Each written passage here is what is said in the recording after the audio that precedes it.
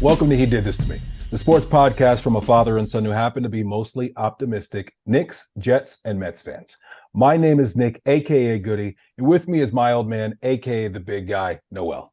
And just like his name, all we do is win. Let's get to the show. It's time to begin. Jets this past Black Friday, first Black Friday game ever, lost their fourth straight, 34-13 against the Miami Dolphins in MetLife Stadium. Talk to me, big guy. How are we feeling after the fourth straight loss?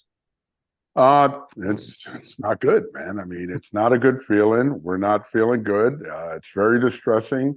We spoke about it last week, and I said to you that this is something that could be, ugly on this weekend, and it did get ugly. But the sad part about it is it wasn't ugly early, but I mean, then it just all went south on us. And when halftime came, it was not a good feeling. Obviously, with that was the Fail Mary, was it not? Yeah, that's the new name for it. So that was terrible. But yeah, it's not good, man. I don't think that Tim Boyle, I was going to say Tom Boyle. Tim Boyle is going to really make a huge difference for us because, yes, he may read some things a little bit differently, but I think he's got zero mobility, and he's going to turn the ball over more than Zach. I have no doubt about that. But, it's just not a good year going forward, and I don't think anyone does well behind that offensive line. It's a joke. I saw a replay of that first play where they gave the ball to Brees and he got tackled in the backfield. I mean, and Tiki Barber was talking about this, and it's just bad technique. What's his name? Uzama was on the end of the line and went to chop block a guy, and he just totally missed, and the guy jumped over him and tackled this guy in the backfield. So, and I mean, look, we can't say, oh, if Ruckert was in there. Ruckert had a terrible game too. I saw him getting tossed around like a bag of chips. I mean, it's just a bad scene, man. And I'm not sure exactly who's at fault, but at the end of the day, it's the players who are at fault. They're playing like shit, especially up front, and they got to play better, period. I don't care what the plan is. They got to play better. Yeah. I mean, listen, the Fail Mary, I mean, I rarely say things like only the Jets, but I texted you that right after it happened because it really felt like one of those moments. And we had to go through all these years of the butt fumble. And now this is just another thing to add to that reel. And it just, it's just, it's so frustrating. We had so much promise this season, and it really does begin and end with the offensive line. I've been very critical of Hackett. Our receivers haven't played that great. Zach is no world beater, but at the end of the day, you can't do anything with an offensive line that's performing the way that ours is. Now, whose fault that is, I don't know. Everybody always wants to give fault. I think the players should be better, but also we need to have an honest assessment of the guys that we have and what our backups are and be able to put in backups who can at least do something that somewhat resembles a professional offensive line. Because right now, I feel like there is some college defensive lines that would eat our offensive line up right now. That's the way it looks, just as far as when I look around the league and I look at other teams who they have three offensive. Miami, they're missing three offensive linemen. Now, we are missing six and have one guy from our original starting offensive line. But with that being said, it's just impossible for these guys to be able to do anything with that current situation up front. I mean, Boyle, he does get the ball out of his hand a little bit quicker, but at the end of the day, he ends up still getting sacked 7 times in that game. That's right. It doesn't look like, and also, by the way, on the Fail Mary, I saw somebody make this point on Twitter. Zach would have made that tackle. Zach's a lot more athletic. That's right. In front of that guy. I saw that right after the game. And yeah, Zach would have had a better chance at making that tackle. But, at that point, he would have probably tackled him and gotten all blown up or something. I don't know. But it was a disaster. I told you I felt like somebody should have run that guy down. In the game of football, when something like that happens, like in other games, you can spend a moment where you actually think about something like a split second. In football, it's got to be like a switch where you're almost like a Terminator out there, where as soon as that happens, a switch has to flip immediately, and now you're a hunter, and you just have to hunt that guy. I think it seemed to me like Garrett Wilson did run down the field, albeit from the opposite side of the field, tried to run that guy down. So I'll give him a little credit. But he did it lackadaisically, and like you I just said, he took a second and hesitated. He didn't immediately just missile straight at this guy. He was like, "Oh, right, I should be running," and then as the play's developing, he's like, "Oh shit, I should be running fast," and he was never right, able to get into the play right. And the other guys weren't running at all. Okay, they at they, they didn't all. even get close. Okay, and that's the thing, Nick, that I texted you right after the game. Everybody, especially the guys who play defensive back and receiver, all of these guys are world class runners. Okay, they're fast. If you give them a 3 second head start, you're not going to catch them. Right. So your reaction has to be absolutely split second, or else all is lost. Because really, the guy ran pretty much unencumbered to the end zone. So it's really just a 100-yard sprint. And yeah, And he you could wasn't even run up to him. sprinting. That's the thing. He wasn't Right. even sprinting half the time. All of your skill players are in the end zone. Half of them have fallen on the ground. Like you said, they have to know. And I wonder, is that something that they've ever done in practice where they've actually sat there and said, okay, so if we throw a Hail Mary and there's an interception, this is what we have to do, because it doesn't seem like anybody was ready to handle that properly. And like from what you're telling me, that has to be a switch. Well, if the switch is never installed, then no one can flip it on. Yeah, but Nick, I don't agree with you there, because that's a switch that's just football, man. I know that from playing, little football. That's football. As soon as it happens, you got to do that. The other thing is this, is that when he caught that ball, he stepped up in between two jet receivers and caught that ball. He went after that ball. He went up to meet that ball. Nobody on our team was doing that. That's a problem. We have to be, one or two things have to happen on that play. Either somebody has to catch the ball on our team, or nobody catches the ball.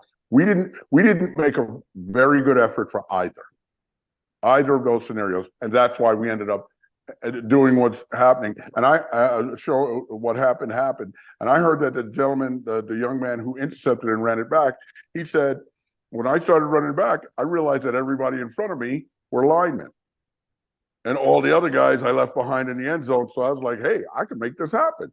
Yeah, that was a situation, and he thought he could make it happen, and he was right. He was a returner in college too.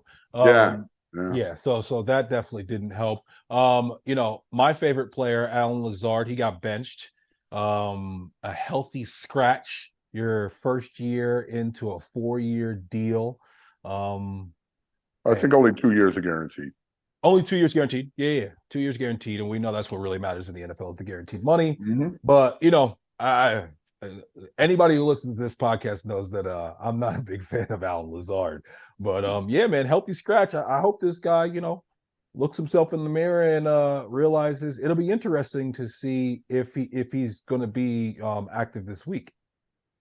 Yeah, that will be interesting, because I mean, listen, nobody else on the field who took his place did anything amazing. Mind you, now again, this guy had very little time to get the ball out. Everybody keeps saying, "Oh, we got to throw the ball deep. We got to throw the ball deep." Well, to throw the ball deep, you need a few more seconds in the pocket. Okay, Right. you got to let the guy run down there. I mean, when somebody's smashing you in the face in less than 2 seconds, guess what? You're not throwing the ball deep. Okay, so unless they can either roll him out and make this side of the field, and he's only playing one side of the field, that gives him the time to throw the ball. Okay, and who's gaining that separation deep? I don't know, because if it's not Garrett Wilson, I don't know who it is, and they're putting two people on Garrett Wilson every play, which is a smart thing to do, because clearly we're trying to go to him. And not for nothing, but Garrett's not getting any real separation either. And he could do a little better with catching the ball himself. Well, we talked about it last week, and he did exactly what we talked about. He had a ball hit him directly in the chest that he did, just ricocheted off his chest, and we're lucky it didn't get picked off. And then he had another ball where he goes up. There's two guys. But the ball's in his hands, and when he falls to the ground, it gets knocked out of his hands. And that's exactly what we talked about last week. If you're going to be a number one wide receiver in this, Devontae Adams comes down with that ball 9 out of 10 times. Tyreek comes out down with that ball 9 out of 10 times. So it's just part of it is I can understand how the frustration and then the pressing because things aren't happening can lead to you at as that all mounts. I can see how that affects a player of his caliber. But if you really want to be that dude, all that shit can't matter. All that shit Yeah, can't matter. We you know yeah, we need him. We need him to be better, and I still think he can be. I do too. I still think he can be, but I need to see it. Yeah, I haven't given up on Garrett at all. He has to play better, and I do get it, especially with a young player. When the rest of the team is playing like shit, it's hard to raise your level.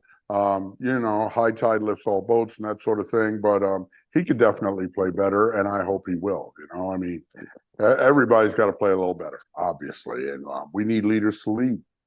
Yeah, yeah. I almost feel bad for Brees. 7 carries, 25 yards. Early in the game, I've been begging. I love begging for the pony. The other thing I love begging for is can we get a couple more sweeps? Early in the game, we had a sweep. It was a positive play. It was like 6, 7 yards, I think. And then I felt like we didn't really see, maybe did we see one other sweep throughout the rest of the game? It just Yeah, seems with our offensive line, it doesn't seem like we can block anybody and open up a hole up the middle for Brees to run through. I mean, he literally is getting hit, and the numbers show it. Like he is being hit before the goal line more than any other back in the game right now.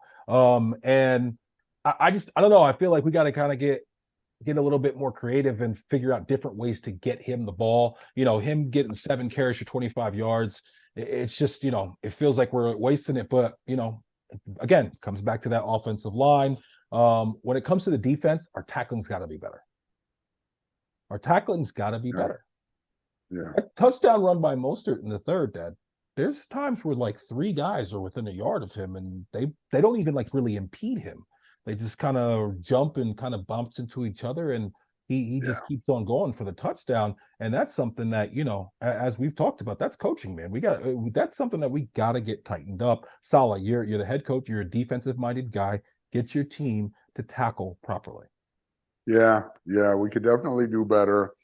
Football is such a game of emotion, man. When the team is looking like shit and the season's going south, it's just really hard to keep those guys together and keep everybody playing at an optimum level. This is going to be an extremely tough slog these next few these games till the end of the season. I don't know how it's going to turn out. I don't feel very positive about it, but it's going to be tough, man. It's going to be tough keeping those guys together and not, having things splinter. That's a tough situation. Well, I felt that way until a little bit earlier today when I started seeing video of Aaron Rodgers at practice today. And he's dropping back and throwing passes and looking totally fine. His calves look jacked. His whole legs and the lower body looks jacked. That rehab, he's been doing nothing but that.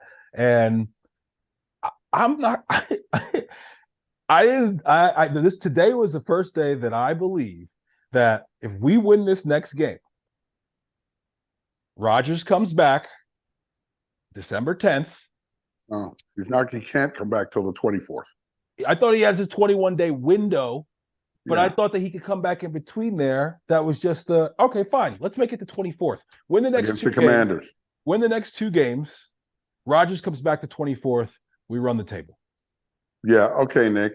I don't know about that because now you're talking about putting Rodgers out there against the Commanders the first week. You know who they play the next week? Cleveland. You want to put him out there against Cleveland against their defense? Nick, listen. We have to be in contention and be cleared by the doctors to even consider putting him out there.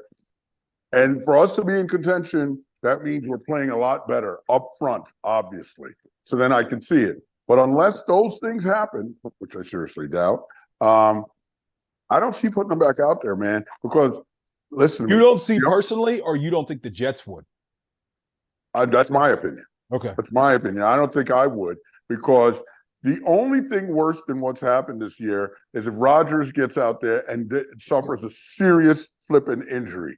Then it would just be like, okay, come on, just let's just all go outside and burn our Jet jersey. No, I can't take that. I can't take Yeah, that. but the thing is that from what I've seen when talking when different people who understand the injury when they talk about it, if he were to do the exact same thing again, which there is no more serious injury than what he got, if he were to do the exact same thing again, it actually wouldn't be that much more serious. He would have a similar rehab, and he would have actually even more time than this time. Whether or not he should come back, I don't know. To me, I don't even think about whether or not he should. I think that's totally up to him, honestly, even more so than the doctors or anybody else. I think that's up to him and then how he feels, and if he feels he can get on an NFL field and play. I'd say that there's like an 80% chance I think that he's going to play. I mean, the Jets are releasing promo videos from their account today of him practicing and shit like that. Like I just think that it seems like from, what Salah's been saying and just from his actions and what he's been saying that he wants to play again this Of season. course he Now, does. of course, he wants everything to be he wants us to be, in contention and all those things. But even if we aren't in contention, then I think he'll just flip the script and say something like, I just want to get out on the field before next season, just so I can, feel comfortable and get through all those things. I think just from everything, just reading his actions thus far, and especially here very recently, it seems like to me he absolutely is going to play again this season. He absolutely wants to play. I get that. He's a player. He wants to play. I mean, a man is, he's a football player his entire life. I get it. He doesn't want to wait till next August to play in a game. I get it. I get why he wants to play. I respect that. I just think we have to be smart. I mean, listen, the doctors have to give him the double thumbs up before I would even consider it. And then if we lose these next two games, what are you putting him out there for? I mean, just so he can see how he feels. I think that's insane. I just no. If you're a race car driver, I don't put you out there just to see how you feel behind the wheel without a safety, without a seatbelt. Just no, no. Unless he's healthy and we're in contention, I don't think he should step foot back on the field this year. But that's one man's opinion. I know Aaron wants to play. I get it, and but I think about like a Myles Garrett dude, and I'm not even thinking so much, Nick, about like the Achilles. I'm thinking about injury somewhere else, man. He hasn't played all year. He hasn't practiced. You know how guys, Nick, when people don't play football and then they just step out there and play football, they're so susceptible to injury because their body is not ready. It's a car accident out there, man, and I just think you got to be real careful making that decision, but smarter minds than me will make that decision. Yeah, we'll see what happens. I mean, listen, come on, get him out there. That's just my personal opinion on it. Because like, I don't see what if he is cleared by the doctors, then I don't see why wait until next year. If he's cleared by the doctors, then that means that he doesn't. They don't think that he can do any more damage to it, due to his recent rehabilitation. So therefore, I would say just get him out there. But we'll see what happens. He definitely I'm blown away by where he's at right now and what Oh, he's able to absolutely. do. It's remarkable. It's crazy. So I mean, like, maybe sometime maybe we got to adjust our brains to to this guy and what he can do as opposed to what we think is the typical protocol when it comes to this. Obviously, there's new surgeries, all that stuff. All that has been talked about ad nauseum. It just seems like to me, like today, I was like, I've always just said, kind of thought like he definitely wants to. Today, when I saw those videos put out by the Jets, I was like, oh, he's playing this year. But we'll see. And they said the whole thing about him in this 21-day window, Nick, and them doing what they did today was is so that now he can practice on the practice field with the Jets players. If they hadn't done what he did today, he'd be on like field 3, thrown to like a strength and conditioning coach Right. instead of receivers. So he'll be able to do that, and we'll see what happens, man. I just be careful, careful what Yeah, you wish for. I hear you. 2.5 point dogs right now. Going into Atlanta this Sunday. I'm scared of this kid, Bijan Robinson. I mean, he's a dynamic runner. He started off the season super hot. Has cooled down a little bit since then. but has been, looking like he's ready to break out these last couple weeks. I think it really comes down to this guy Ritter. Ritter so far this season, 7 touchdowns, 8 interceptions, 6 fumbles lost. We need to turn this guy over like 3 times. Ritter needs to get benched. Right. That's what we need to have happen as a team. And I also think that A-Rod coming, being at practice, throwing the ball around, like you said, such an emotional game. The season obviously hasn't gone the way that we've wanted. Maybe that gives guys a little bit of extra juice this week, understanding that, hey, that carrot is out there if we handle our business. Yeah, no, that could be. I mean, I think with this Atlanta game, it's a tough game, and I think what our defense needs more than anything, Nick, is to play with a lead. Okay, if the defense was playing with a lead consistently, I think you would see them doing even better than they've been doing. They'd be tackling better. They'd be doing all of that because they'd be playing with a lead, and now teams have to throw against them. They'd be able to be more aggressive. That changes everything the defense does and how they do it. If they play with a lead, we've been playing from behind. You're playing where like you feel like you can't make a mistake. So it changes how you play defense. If we can actually get a lead on these guys, I think that'll show itself on the defensive side of the ball. Yeah. So the thing is that obviously if we got more first downs, our offense would be better.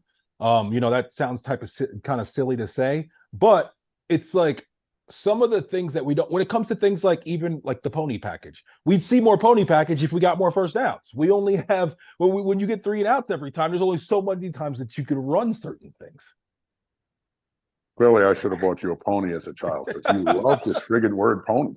It's not the word. I love the Okay, package. Pause. okay, No, it's not the word. I wish we just had our best players on the field at the same time. But no, okay. I just I don't know. Forget it. Whatever it is, whatever the things that we talk about, Rucker getting on the field more, us, running more motion, all these things. It's like when you have sustained drives, you can start to, look in the bag a little bit and figure out some different things. I think that part of why our offense looks so vanilla is that there's never any like sequence to it.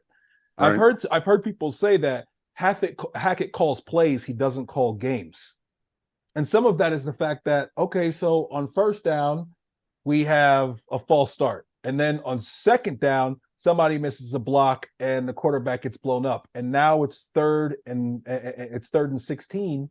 And guess what? Like the playbook, it's kind of limited at that point. So, that's right. yeah, man, if we could just get a couple first downs again this past week with some of the penalties on the first defensive drive of the game, we get that First defensive play, first defensive play.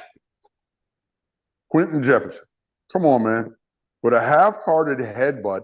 And dude, if you're gonna get a penalty like that, man, at least get your money's worth, bro. A half-hearted headbutt and you get that penalty? Come on, man. That's just stupid. Stupid, stupid, stupid. You know, I don't blame Mosley as much. I mean, yeah, you'd rather he didn't hit the guy in the face mask, but he's reaching, trying to make a play. And what Clemens had he hit the ref. Yeah. Again, man, that whole thing was stupid. I told you, fighting in football is idiotic, and it's always a team that's getting blown up that starts, getting chippy and whatnot. I've always felt like in football, you look like an asshole when you're doing that because guess what? You're only doing that because you're losing and you're pissed off. Suck it up, take your licks, and come back next week. Don't make it more of an ass of yourself. And I think we were making asses of ourselves out there with some of that silly shit. I thought so too. I mean, that whole thing, like the little dust up where Clemens got involved in, like you said, he hit the ref. Like it was just so clearly our frustration boiling over right there. Right? Right. When it comes to Quentin Jefferson, I mean, that's the first play of the fucking game. I'm sure there was plenty of conversations that were had about the fact that, hey guys, we got to stop with these stupid penalties. We're killing ourselves. And our best offense is when we have somebody pinned and the defense has a chance to stop them, either to get a safety or to stop them, within the 10-yard line. And then we have a chance because we can't drive the entire field. So it's just so asinine. It's so frustrating with the penalties. And, we end up only having like 6 penalties. for the game, but it seemed like they just came in stupid moments. And then, once Miami after the Fail Mary, the game was over. That was it. Like Over, the game was over. over after that. Right then, it was like, yo, it's 10-6. Greg the Leg can't kick an extra point when we actually, do get some points from a pick six from Nichols. And then, the Fail Mary happens, and it's just like, I just, beyond the fact that it seemed like point differential wise, it was too far away at that moment. It just, all of the proverbial wind was out of all of the sails. That Hmm. those guys walking into the locker room must have just been, you know, heads down and wondering, what the fuck are we doing? Right, right. No doubt. I mean, that definitely took the air out of the balloon. Eccles pick six was fantastic, but I mean, listen, man, like you said, the Fail Mary was a gut punch for sure, of the highest caliber, and it was impossible to recover from. And just like you said with our defense, if we had put Tua in a situation where he had to, instead of just being able to hand the ball off whenever he wants and then run Hmm. play action, he was, we could dictate a little bit more what they needed to do. If we would have put him in that situation, he would have thrown the ball to us a couple more times, I think. That's right. But we That's couldn't right. do that because, our offense can't move the ball at all. Switching over to the Knickerbockers, the Knicks had 3 games since we spoke last week. They're currently 10-7, fifth in the East. They beat the Heat 100-98 in a thriller. Totally saved our Black Friday as the Jets were embarrassing. The Knicks were embarrassing for 3 quarters, but then outscored the Heat 29-11 in the fourth to come back and win the game by 2, 100-98. Then on Sunday, we lose a heartbreaker, 116-113. Booker with the dagger, and just a tough, tough L. Didn't play well for most of that game. Got back in it. Didn't have enough down the stretch. And then on Tuesday, we beat the Hornets 115-91. We secure the wild card spot in the in-season tournament. All about point differential. Got it done. Won by 24. Let's go back and talk about the game against the Heat. I know you and I were texting during the game. What'd you think? The game against the Heat, listen, that comeback was remarkable. We played it tough. I mean, listen, Jalen Brunson is something else, man. That guy he's a legit star. Okay. He's a legit star. Should make the All-Star team this year, I hope. But I mean, he's played fantastic, and you got to love that guy. And then other guys stepping up. So I thought the Miami game, man, we played them tough down the stretch, and we're able to pull out that win. I was very pleased with that win for sure. Yeah, turnovers killed us. We had 18 overall, 6 for Julius. Those were all in the first half, especially in that first half. You know, Miami does a better job of doubling him than any other team. They do a Hmm. thing where they load up that side that the double comes from, and the double he go where the double comes from, and if they just show or if they back off, they change it all the time. And I don't know if that's clearly that's something that's a game plan by Spo. I don't know if he kind of just lets them freestyle and do their thing. Guys like Kyle Lowry and his Nicki Minaj size, as your boy Bart Scott says, he's a crafty dude, and he's really good at just frustrating Julius, and that's probably Julius's kryptonite. Is that when that double team comes, he seems to have been getting better at it, and did subsequently get better at it in the next 2 games, but he killed us in the first half with that. And then in the second half, like you said, Brunson had 24 points that game, absolutely took over down the stretch. Monster. And Yeah. I love the Knicks for so long have been devoid of a player who can get himself a nice mid-range or in the lane shot. It seems like whenever he wants, that is a high percentage shot. That it's not always going to go in, but you always feel good about it. And Brunson is just so fucking good at that, man. He's so good at that. He got that kid Jaquez, however you say his name, Down the stretch, he was hunting him out. Whoever he was guarding, he was like, come set a screen. He was hunting him out and just, I mean, straight cooking that kid. Had him in the blender. He is pretty good though, that kid Jaquez. It kills me that He is the very good for a yo, rookie. the Heat, man, who they just stay drafting guys at like the 18th pick and then developing them into, a legitimate rotation player on a good team. It's really that they got something going there. But no, Brunson, Well, we he's did the that same dude. with Quickly, though.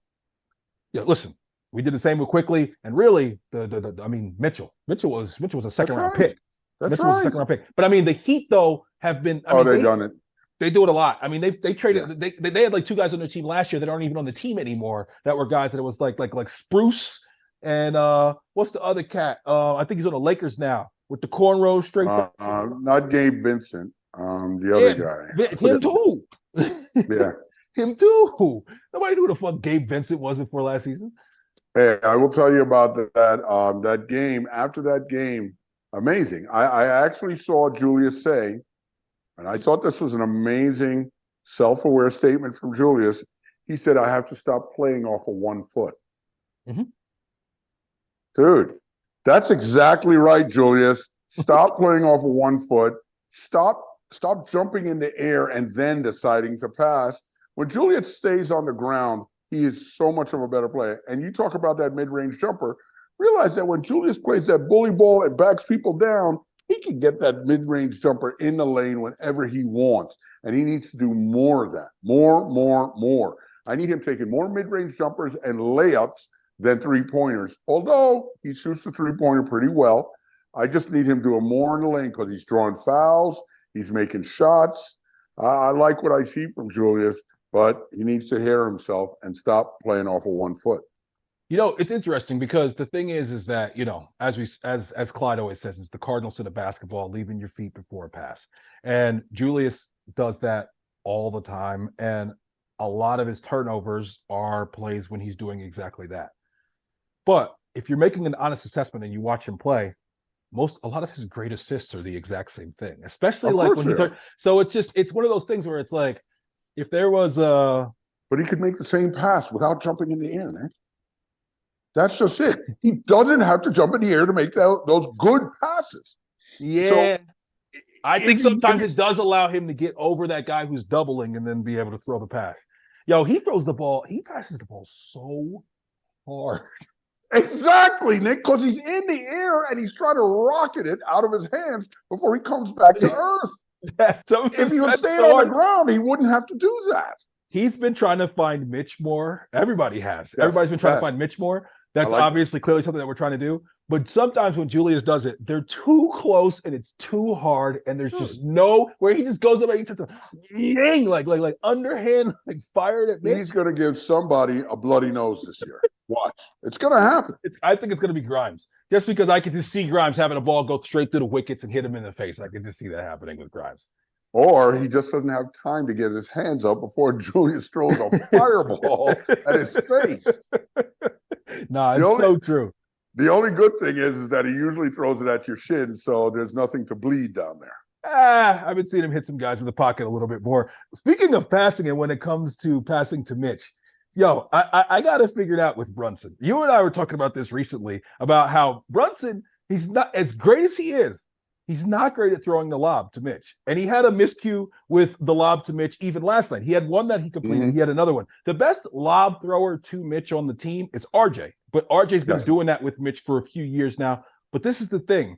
And I looked at this last night and I stopped it and I actually rewound it and watched it again just because I was like, I thought I saw something. Another thing that Clyde always says is when he talks about a pass being on the B line or a shot being on the B line. Brunson, when he throws the oop to Mitch, it's an oop where Mitch has to jump up and catch it at that spot and put it through. Whereas RJ just puts it in the vicinity of the rim and Mitch Right. takes care of the rest. Brunson Right. needs to he needs to put it up just a little bit more softer. And I also still think that Brunson, a lot of times when he actually throws the lob to Mitch, right before he throws the lob, he's thinking about shooting the ball. When he's that close and he's up in the air, he feels like he can always make that shot. And I think that like the one he threw to Mitch last night, it was a little bit too quick. It was a little bit too quick and not just lofted up there. Right. But I think that I've seen him just attempt that more this season, and with him getting more attempts at it, guy's way too talented of a basketball player, way too great of a basketball mind. He'll get it figured out. Absolutely. I agree with you 100% there. I don't worry about anything with Brunson. Brunson will get it figured out. He's that guy. Yeah, there's a couple. Even though his free throw percentage is really high, it seems like he's missed some like technicals when there's 5 minutes left or some shit, and it's like, all Yes. right, come on, let's go, Jalen. Yeah, we need those from him. I mean, big time, because he should be shooting attacks, either him or quickly. For sure, for sure. Quickly had 20 points in that game against the Heat. Was huge down the stretch as well. Played some really, really good defense. RJ locked up Jimmy buckets down the stretch. The numbers, I think he was 0 of 6 when RJ was guarding him, as compared to I forget the exact numbers, but that was clearly his worst percentage against any defender. RJ had 18 points, 7 rebounds in that game. And then in the next game, we play against the Suns. I mean, this game was so frustrating to watch because first and foremost, we give up 18 offensive rebounds. I really think that's where the game was lost. The offensive rebounds, especially in the first half, it was so frustrating watching these guys. There was a lot of like, hey, long misses, our guards weren't pinching back, but then there was some that we were just getting out hustled and beat. And credit the Suns. The Suns have added some guys around those superstars, even though we only got to face one of them, around those three superstars and those guys who just seem to get unlimited buckets. They have added a few guys that are tough, that play defense, and that can stick an open three. I kept thinking that they're not going to continue to hit these threes, and all game they continued to hit those threes. Really tough game. Booker, Brunson did everything he could down the stretch. He hit some huge shots to be able to get us in a position where we had a chance to pull it out. Booker hits a fadeaway three on the play. Julius gives a good contest at the end. I have seen some people talk about the fact that he should have hedged and got out in front. I do also understand how in that moment, the last thing you want to do is foul the guy. That's right. So it's a tough one. Hopefully, Thibodeau was able to look at some tape with those guys and talk about how to defend it a little bit better next time. But sometimes the guy's going to hit the shot. That's right. That's right. Butler missed the shot and Butler's rimmed out. And then right. and then Book hit the shot. And then you know what? Brunson got off a nice look at the end, and that one rimmed out. And sometimes it's just a make or miss league. That's right. And it's not always about somebody's fault or whatnot. Somebody's made a better play. I think Booker made the better play down the stretch. I think we played decent defense. I saw some people being critical of Julius there, but you don't want to commit a stupid foul there. So you got to stay, you can't. And listen, man, this guy took a fadeaway three from the corner. Hadn't hit a three all game. And then he hits this three. I mean, you got to tip your hat to the guy. He's Devin Booker, As far as the offensive rebounding, Nick, I think that all comes back to defense. Our defense sucked. So when you're playing poor defense, you're in poor position to defensively rebound. And that's where we constantly found ourselves. And we're playing poor defense. We're a step behind, and they're in better position to rebound the ball. And once we started picking up our defensive intensity, we started playing a better game. And that's what it comes down to. We just can't, piss away the first half of the game that way. Yeah, and that's the thing. In the second half, we looked good. I mean, Brunson had 35, 6, and 8 overall. Julius ended up with 28, 5, and 2. The third quarter, I texted you during the game.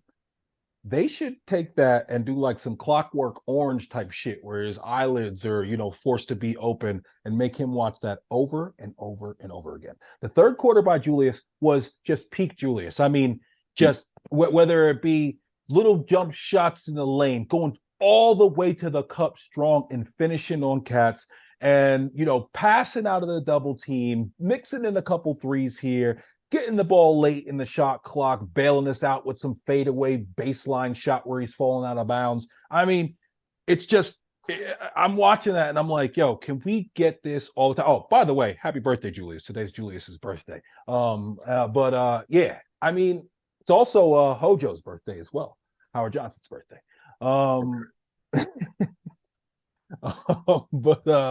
No, man, Julius was great in that third quarter, played pretty well in the fourth quarter. I actually thought that that Thibodeau left him on the bench a little bit too long. I thought we could have brought Julius back a little bit earlier, just because, especially with how he was playing in the third. But yeah, 18 offensive rebounds. Booker doing Booker things. We actually did Grimes did a decent job on him throughout the Yeah, game. yeah, Quickly and RJ I saw at different times. It seems like Thibodeau, what he does now is that against these other great wings, he has Grimes deal with them all game, and then he has RJ on him as the closer. Have you noticed that? yeah. I have noticed that, and RJ's done a good job. I mean, RJ's back to playing real defense like we saw the first couple of years, and he seemed to fall off last year. But he seems to be playing better defense, and RJ just looks much better, man. He was really good early on. He missed those couple games, and now he seems to be rounding back into form. I mean, it's incredible what a difference a year makes. When RJ takes a three now, I feel good about it. Right. Even when he misses, I'm surprised. As opposed to years past when he took a three, I was groaning or gnashing teeth. I mean, so I'm happy with his progression and what we're seeing from RJ for sure. Yeah, I mean, last night's game against the Hornets is a perfect example where RJ he goes 3 of 13, but he ends up with 16 points because he's 9 of 9 from the free throw line. That's what's up. Yeah. Has RJ ever hit 9 consecutive free throws in his career, let No, alone in one game? no, no. No, as a And Knicks. he's going to the hole strong.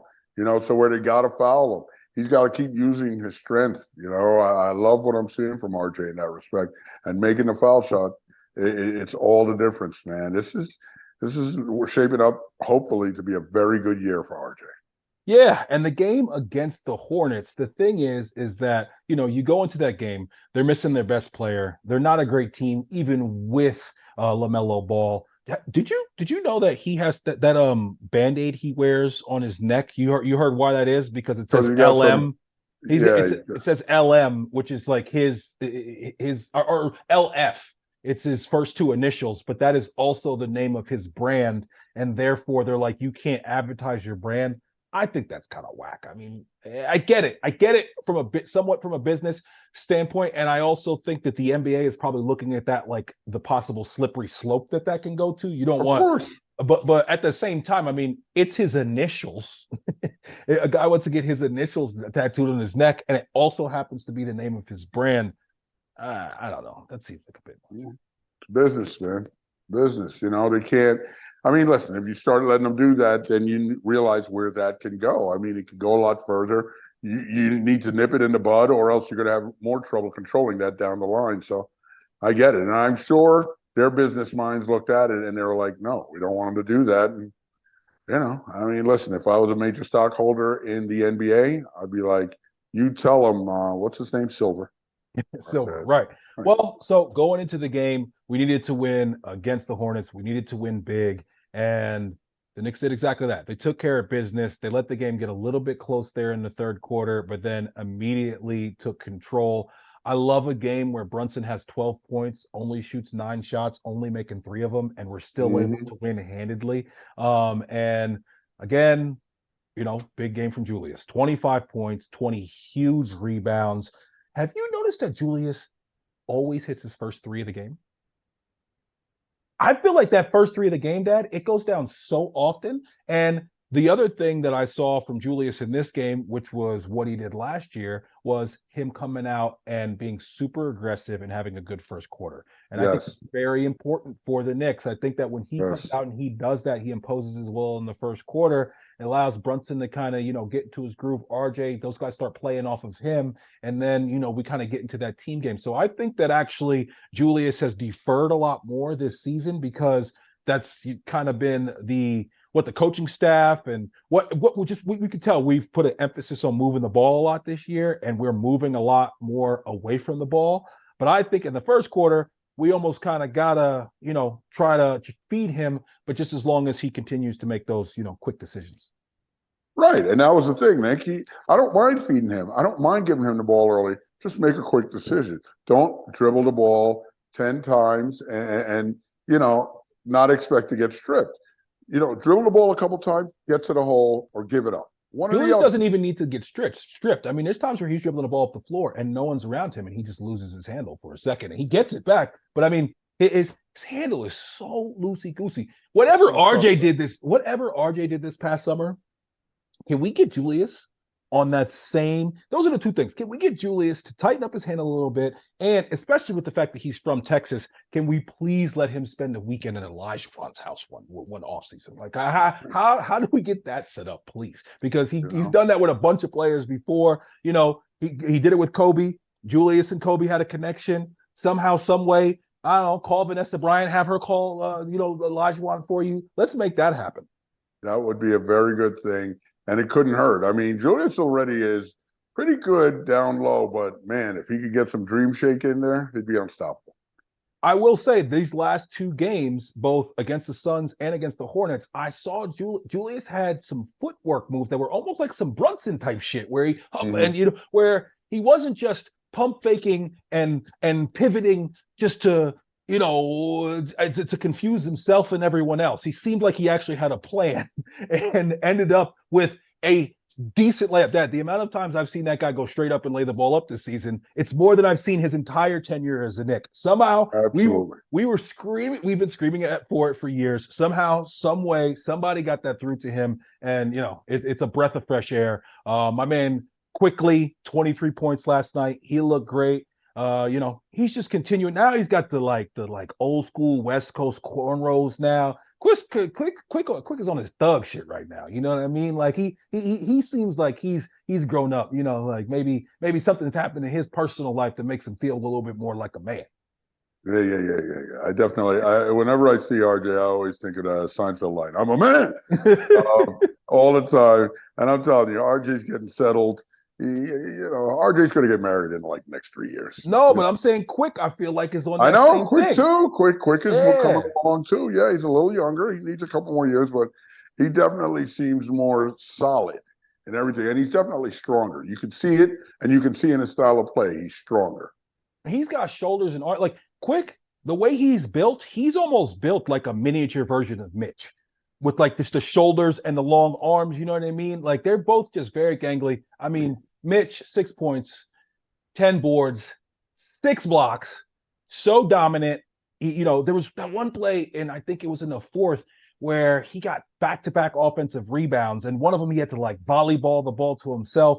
He had the play where he basically threw it up off the rim just because he knows that once I get it up, I'm going to be the first person that can get it. And then he just dunked Mm-hmm. it. And then, he had that crazy lob that he caught from Brunson. I mean, Mitch is what can you defensive player of the year? I don't understand how he is not the front runner for that right now. He's just so dominant. You don't always see it in the box score, but when you watch the games, you realize that when he's on the floor, it's just like he bottles up entire teams by himself.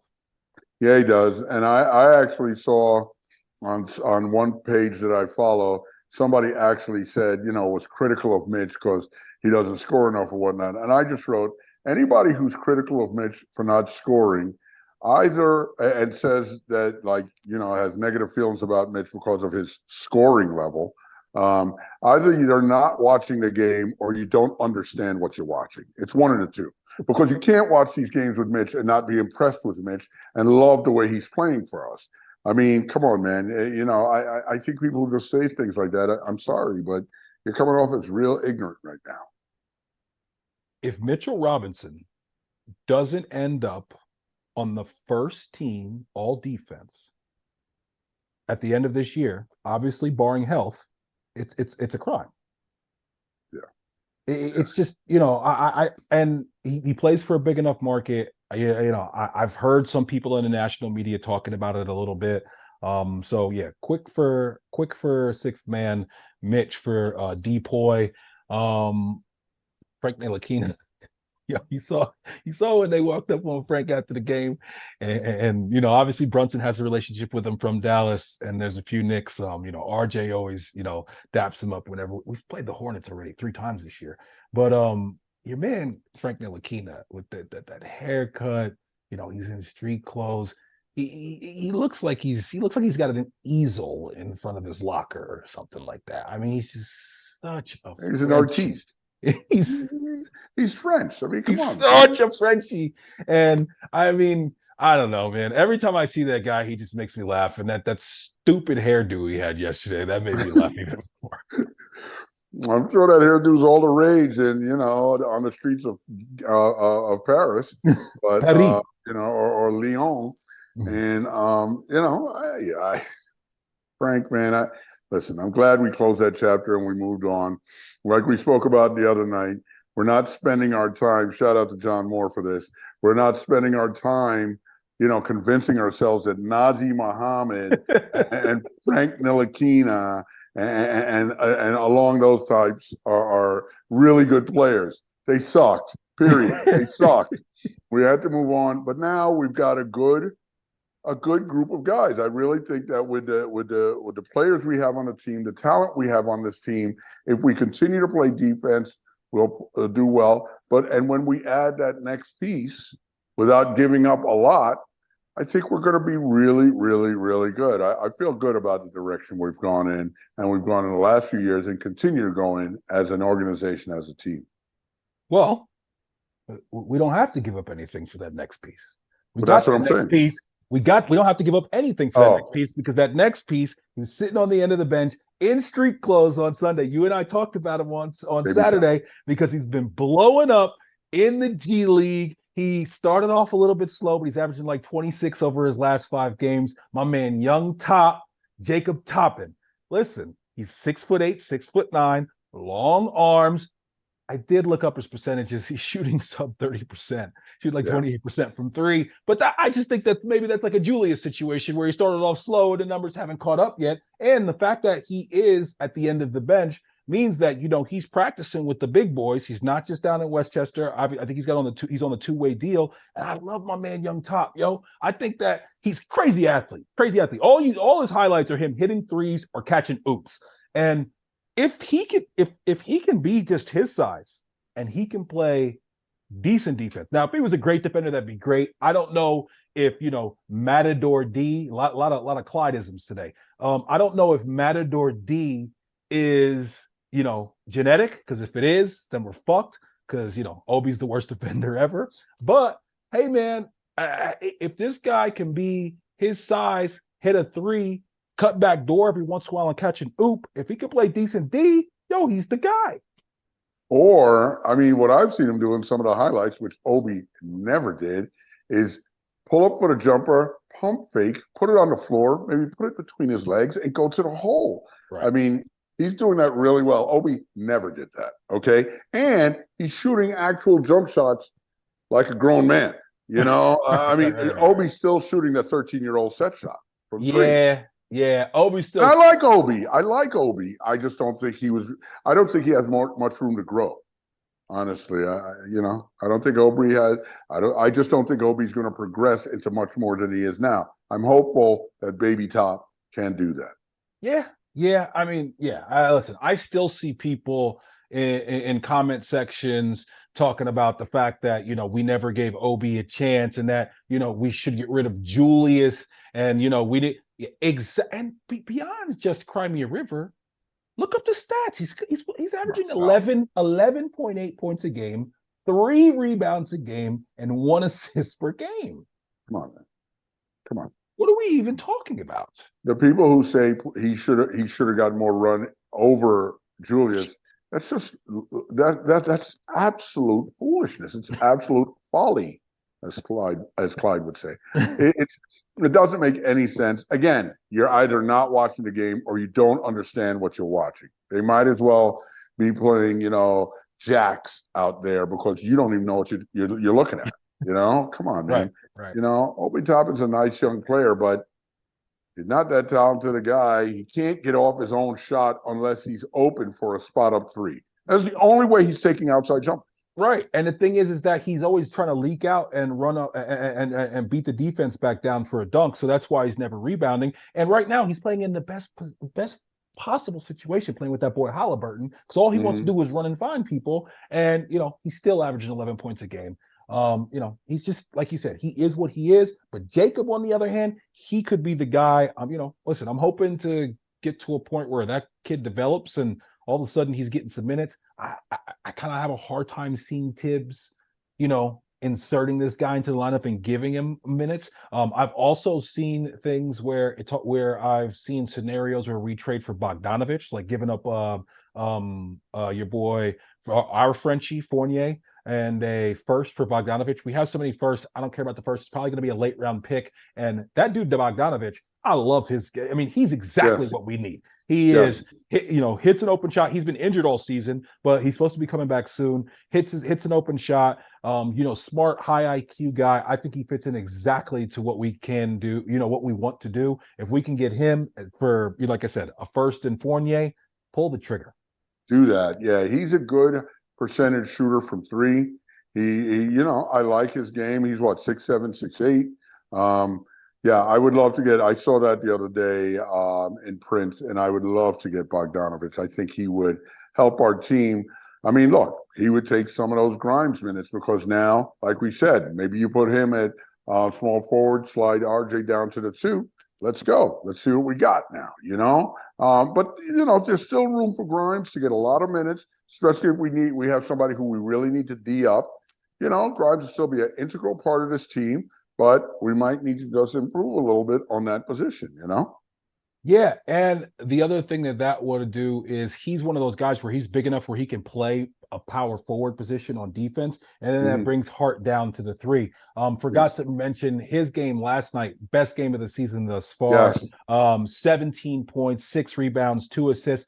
Aggressive. He has to be aggressive. I need you going to the basket. I don't need you hesitating when the ball gets kicked to you and you're behind the 3-point line. You got to let it go. Because when you don't, then it ends up just being a shit possession. Even when it comes to being able to be in good position to get back or offensive rebounding, we need you to let it go and shoot that shot. And he made some comments that I think kind of got, blown out of Out proportion. of proportion. Tibbs, said, listen, usage, blah, blah, blah. He said last night, hey, tell him I'm not a disgruntled player. Make sure you tweet that. I mean, listen, out of proportion, I also thought that wasn't the best choice of words on his point, on his part. But these guys are talked to every day. Every once in a while, they're gonna slip up.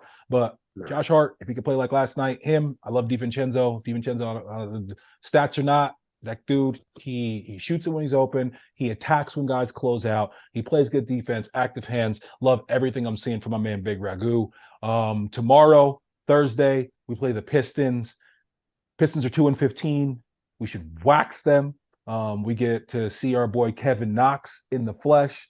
Then we play the Raptors on Friday night, second half of a back-to-back. I think the Raptors are like 8-10. They're a middling team, but got a couple players that can definitely hurt you any night. And it's going to be the second half of a back-to-back. So we got to bring it. You and I will be watching that from your on our phone from your grandson's flag football game, the sacrifices that we make. And then got the Bucks next Tuesday for the game for the in-season tournament. We win that game, we move on to the Final Four. The in-season tournament is already a hit in my opinion. No doubt. I'm a little skeptical, but I had a little bit of faith just because of the way that I felt about the play-in when it first came around, and then we saw that just add value to the game. And the in-season tournament, both the players, it seems like the fans, everybody's bought in. Everybody's playing hard. I love it. So we got what, the Bucks next week. That's going to be a tough game. Obviously, it's the Bucks. It's Giannis. It's Dame, but it's not impossible. We could win that game, and if we play solid, we have to play solid defense throughout. But we got a shot. And listen, I'm just glad that we're in it, man. I'd have been very bummed out if we didn't make it in it. I have bought into this mid-season tournament thing. I thought it was a stupid idea initially. I was wrong. The players are playing for it. I love it how, listen, $500,000 per man. I don't care how much money you make. $500,000 is $500,000. Okay? It's a lot of money. Okay? And I'm sure every one of these players, their wives are like, you need to go get that money. We could, I mean, come on now. And well, I mean, that's a game check for like guys like Julius and okay, I'll take an extra game check. yeah. But no, like RJ said, for those guys down at the end of the bench, and especially That's for those right. coaches and assistant coaches, that's That's big right. money. It reminds me of like when Pete won the home run derby, and he was only making like $500,000, and the home run derby he got $1 million for that. That's a huge deal for him.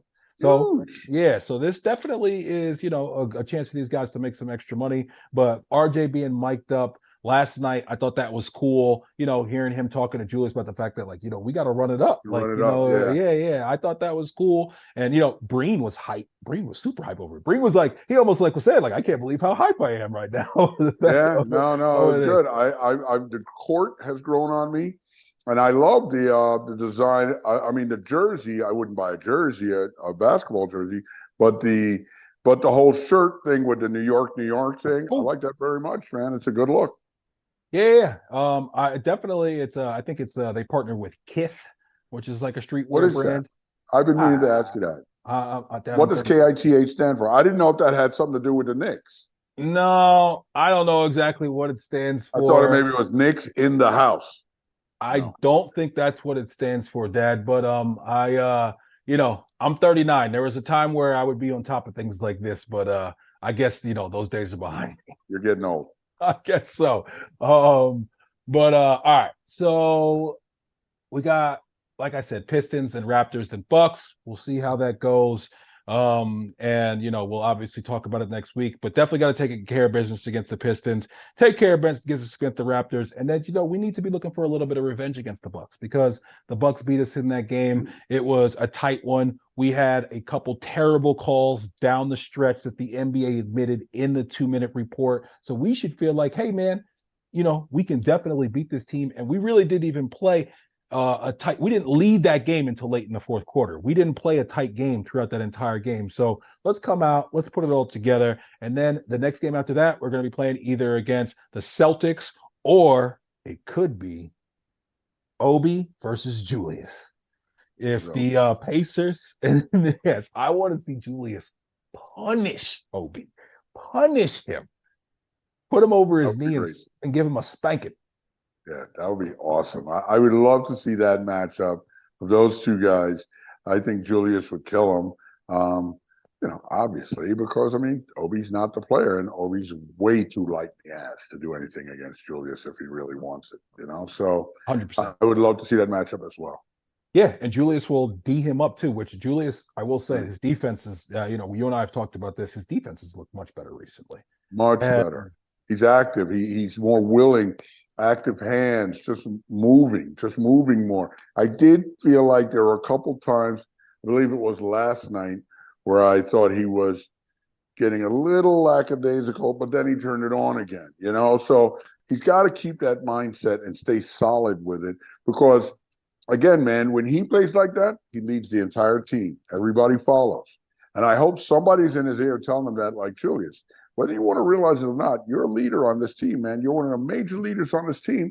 And if you play a certain way, the rest of the team plays that way. It's up to you. it really is. And, yesterday when I saw him, get out of the passing lane and steal a ball, go down, gave it up to Grimes. Grimes takes the one dribble to get defender to at least turn and then throws it back to him and he gets an easy Perfect. layup. It just seems like there's so many times that we don't execute any of that well. Where and so it was nice to see that. And yeah, man, if somebody could say to Julius, I want you to go this entire game and no matter what happens, never let your chin touch your chest.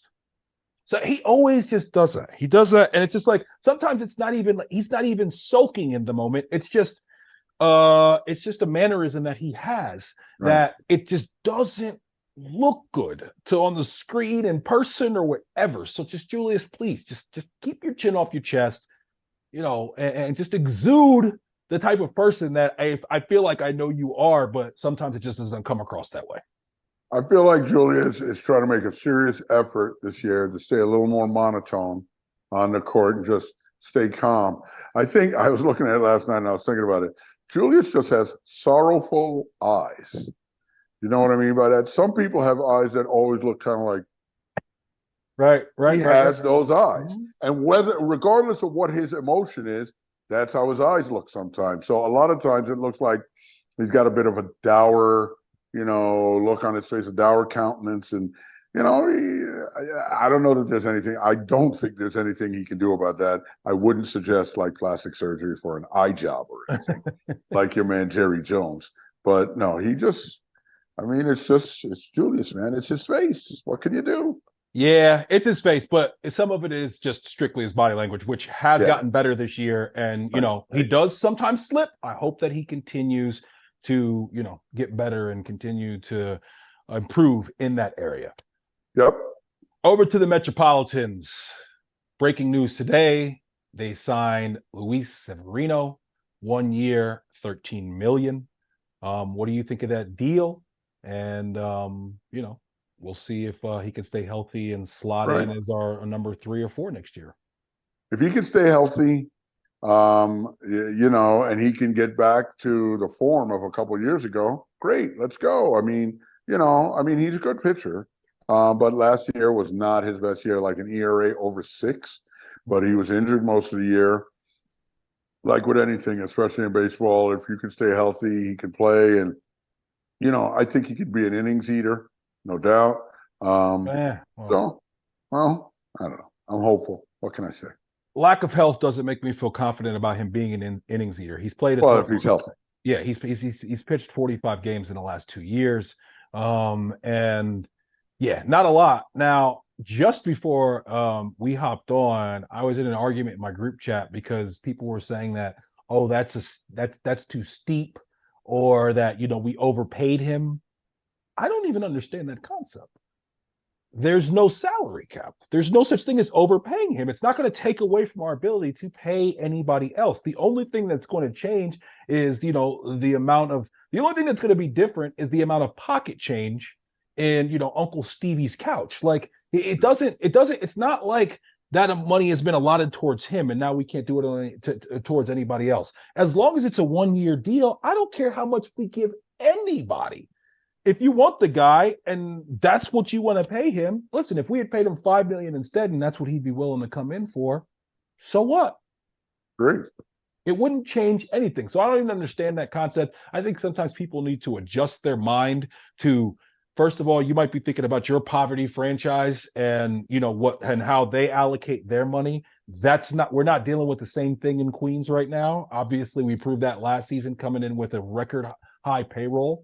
But with people sometimes, I think they have a mindset of like a salary cap, and it's like in baseball, there's no such thing as overpaying anybody. If you have more money to spend, as long as it doesn't prevent you from paying anybody else, then why are you counting the money? It's not coming out of your pocket. Right. Just go get Yamamoto, please. Okay. Come on. Go get Yamamoto and Pete Alonso. He was at the Rangers game the other night. He had on a blazer. He had on a white shirt. It had some writing on it. Upon closer look, it said New York or nowhere. Okay. Can he be any more clear? So Yeah. now I don't listen. And if that was him trying to curry favor with the fans and put a little bit of pressure on management, then good for him. But get it done. Okay. Yeah. There's no way this regime, this new owner, somewhat new owner, sorry, and the new president of Stearns. operations, Stearns, listen to me. They're doomed if they let Pete walk out the door. This Met this Met fan base will never forgive them. And if he walks out the door, Pete's going to do amazing things somewhere else. He's going to hit 40 home runs a year. Come on, man. You just cannot let a guy like that walk out the door. I would be extremely disappointed if they did that. I'd also be extremely surprised. I just cannot believe that they would do All right, we've been saying that every week. We're gonna give it a rest until after the winter meetings. If that. we Okay. get to past the winter meetings, then we'll start beating that drum once again. Mm. All right, so etc. I thought about this last Sunday while watching the Eagles come back and win against the Bills in overtime. And while watching that game, I was thinking to myself, like, this guy, Jalen Hurts, he really doesn't get his due. I mean, when people talk about the best quarterbacks in the game, he's not one of the first. You hear Burrow, you hear Mahomes. He's not one. So I even hear Josh Allen sometimes before I hear Jalen Hurts. Yeah. And I'm like, does this guy get his just due? Then throughout the week, I saw a couple other people having this exact same conversation on TV as far as like, yo, this dude, he's not getting the respect that he deserves. What exactly the reason for that is, I don't know. But when it comes to Hurts, I mean, when it comes to Hurts and the Eagles, do you feel like they get the respect that they deserve? And where do you think they rank as far as, best teams in the NFL right now? Well, I mean, clearly they're one of the top two teams in the NFC. I don't think anybody could see anything different. I mean, who are you going to put in there? Detroit or Jacksonville? No, it's them and San Francisco in the And that NFC. gets and that gets settled this Sunday. That's right. So I think Jalen Hurts is a top flight quarterback. I think he's better than a Josh Allen. I like Josh Allen, and that Josh Allen, but he does turn the ball over too much. But people who are critical of Josh Allen over this past weekend's performance, I don't get that. The guy constantly leaves the game with the lead. Okay, he got his team the lead. He did what he had to do. And the fact that his team couldn't stop the other team, that's not Josh Allen's fault. And yeah, did he have a turnover? Sure, he did. But I thought he played a fantastic game this past Sunday. That throw to Gabe Davis, where I heard Orlovsky break it down, and with Mhm. that coverage, Gabe Davis should have broke in. He should not have That's broken right. out. That's And right. also, when the heat is being brought, especially when you're that wide open, you almost got to get your head around quicker and just see Of where that course. and see because the guy has to put the ball up. It might be a little bit off target, and you got to be able to get to the ball. So yeah, I think that's totally on him. And yeah, this guy Josh Allen, when people there's certain fan bases and certain people that watch the NFL when they're super critical of other quarterbacks, it's just like I can tell you're not a Jets fan because if you were a Jets fan, you would fucking love to have had this guy for 3, 4, 5, 6, however many years. I heard a guy I believe this, Nick. I heard a guy on Sports Talk Radio today call in and say he is a Buffalo Bills fan. They need to get Josh Allen out of there as soon as possible. Get him out. And I'm like, are you out of your mind? Like you said, Nick, these people just, I mean, dude, man, okay, you had Jim Kelly. Now you got Josh Allen. You had some lean years and some lean quarterback years in between there. I don't know what you're thinking about that you want to get rid of this guy. Did You're he out of forget your about mind. Tyrod Taylor and Ryan Fitzpatrick? And those are some of the Come on. better ones, honestly. There's some other That's right. guys that are That's so right. bad that I don't remember their name right now. That's right. It's insane to think that you want to get rid of this guy. That's crazy talk. I mean, he's a stud, man. He's a hell of a player. Yes, does he make some mistakes? But every quarterback makes mistakes. When everything's put on him, he tries to make plays. And like I said, man, and this last game, last weekend, and a playoff game last year, he left the field with his team. He got his team the lead. Okay, maybe they need to be talking to Sean McDermott about his defense. Maybe they need Leslie Frazier more than they thought. Yeah, and I have seen some criticism about the way that they were playing towards both the end of the game and in overtime. They were playing a little bit more of a prevent, it seemed like. They didn't want to get beat Mm-hmm. over the top, but what that allows them to do is, continue to make those, underneath passes and march down the field. That's always been something in football that's driven me nuts. When guys really need to make a stop and they seem like all they want to do is prevent, and now the other team just dinks you down the field. I think at that time you still have to say somewhat aggressive. I think a lot of great defenses, that's when they dial up the pressure, is during those times to be able to get off the field. And I mean, Hurts, the guy lost 4 games. I think he was like 30 something and 4 in college. Come to the NFL, and does he play on a team with a good offensive line and play with good weapons and a pretty good defense? Yes, he has all of those things. But Mm-hmm. he always does his part and seems to, especially at the end of last season and this year, be developing that clutch gene. And actually I can't even say that because he had it in college. He's always been that That's dude. right. And he outplayed Mahomes last year in the playoffs. Mm-hmm. I mean, in the Super Mm-hmm. Bowl, Mm-hmm. and they weren't able to pull it out. But I think that he is. The conversation is between him and Mahomes currently, as far as best quarterbacks in the league. He outdueled Mahomes again this year. This year, you know, Mm-hmm. um, Valdez Scantling, if he could make a catch, maybe that goes a little bit different. The highlight reel of Valdez Scantling missing deep, like beautiful balls from both Aaron Rodgers when he was in Green Bay and from your boy Patty Mahomes. Jesus, guy. I mean, I understand. Like I understand he's a great athlete and all that time, all that. But like, if a guy is that bad at catching a football, how does he continue to be a starting wide receiver in the league? He's not that bad at catching the football. He's that bad right now. Like you said, he's got a little bit of the yips. But listen, another point I No, that's want to his make whole about career, that. though. What's I'm saying, though, the Yeah. highlights. It goes back to Green Bay with Aaron Rodgers, man. It's like But look at this, Nick. McCole Hardman still can't get on the field. still can't. You know what I'm saying? So everybody, so many people screaming when he left the Jets. Oh, how could the Jets let him go? He was a talent, blah, blah, blah. Dude can't get on the field. He's doing something wrong behind the scenes, either in practice or he's being a jerk, something. Right. Maybe he doesn't know the I playbook. don't think he I don't studies. I don't know. think he's a studier. That's just the He's vibe doing I something get, and wrong. especially like getting like all the stuff that came out about Mims. I thought the way that we handled him was very similar to the way that we handled Denzel Mims when he was on the Jets, and we now know that a lot of that was about the fact that he didn't know what the fuck he was supposed to be doing when he was on the field.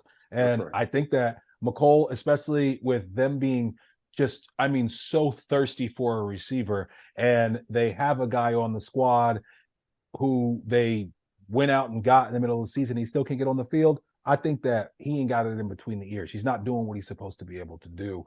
And when it comes to the Eagles, I think that they're the best team in football right now. They seem to be the most balanced team in football. They got, two great receivers outside, and then you have a very good running back in this guy not Slay. Slay's the Swift. quarterback.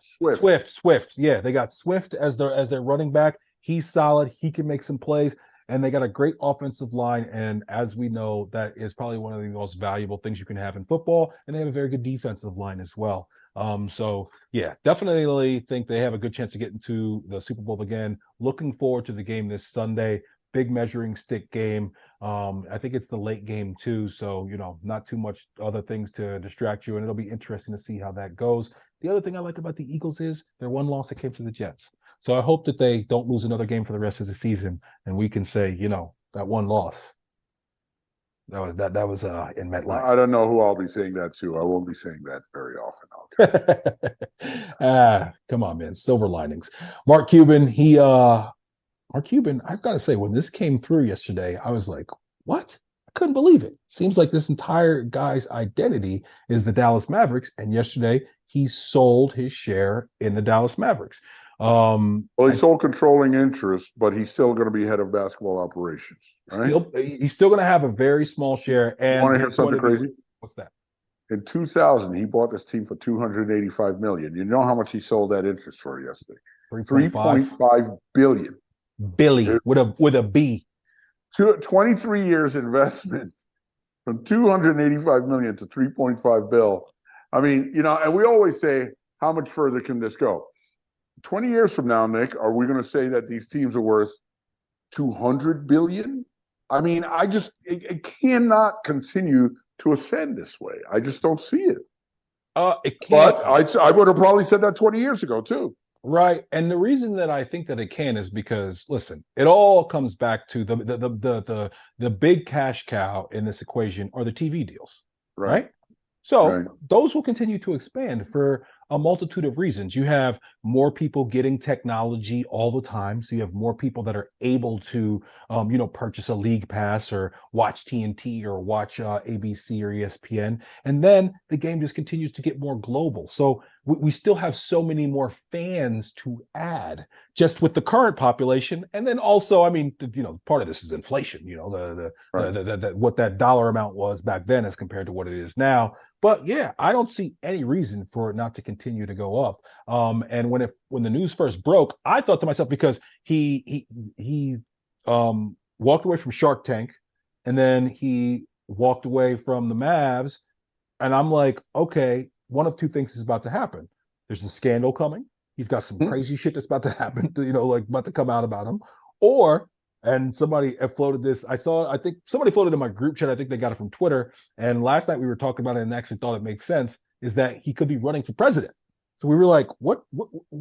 And now we find out today. The news comes out that he did sell. He did sell the majority share to the Alderson and the Dumont families, which they're Alderson.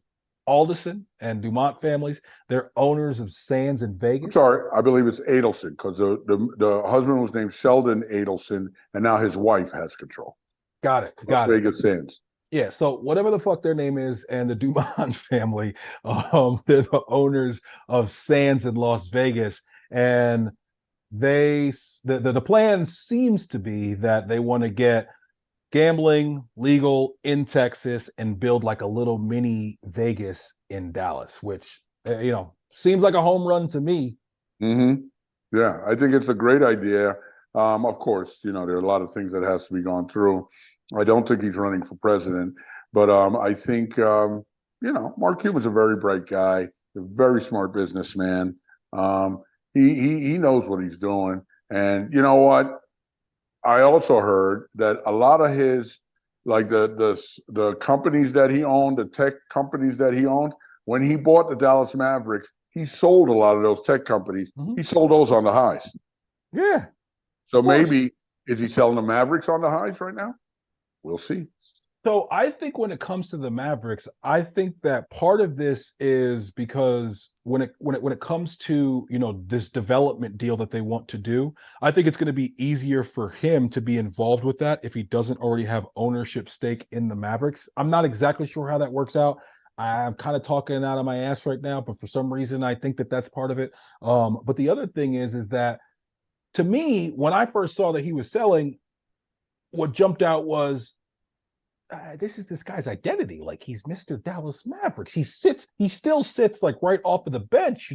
But the fact that he's keeping control of basketball operations, all he's basically doing is saying, "Hey, let me cash out and get Right. all my I'll get my huge investment back, get all this bread. I still get to be Mr. Dallas Maverick, and That's I right. can now spearhead this other project." Like my man Cliff in my group chat, he said he's a chef. He was like basically like, "Yo, if you told me that I get to get all this extra bread, I get to cash out, but now you just want me to be the sous chef, but I still get to control the menu and all the ingredients." I'm paraphrasing here. Right. Yo, I think I wouldn't even have to wear a white coat with my name on it. I'll just be the sous chef, whatever. Let's So go. exactly. So that's what he gets to do now.